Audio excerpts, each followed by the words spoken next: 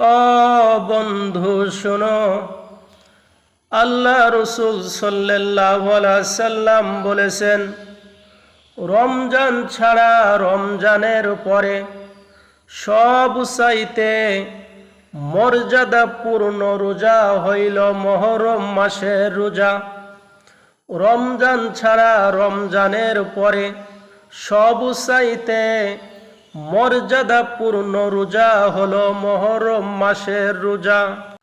আর দ্বিতীয় কথা হলো, যে ব্যক্তি মুহররম মাসের 10 তারিখে রোজা রাখবে, যে ব্যক্তি মুহররম মাসের 10 তারিখে রোজা রাখবে, আল্লাহ পাক রব্বুল আলামিন তার আগের 1 বছরের গুনাহ মাফ করে দিবেন।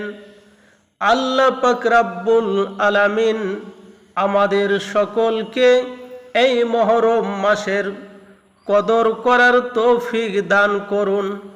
আর যে পবিত্র একটা রোজা মুহররম মাসের 10 তারিখে রোজা, এই রোজাটা রাখার যেন তৌফিক দান করেন।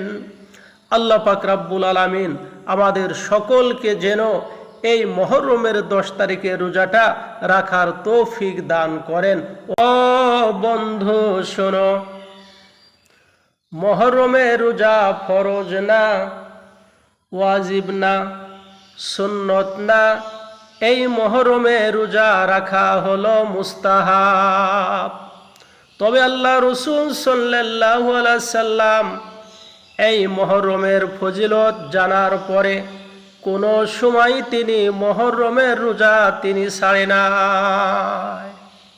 তাহলে আমরা জানতে পারলাম মুহররমের রোজা হলো ফরজ না, ওয়াজিব না, সুন্নত না, এটা হলো মুস্তাহাব।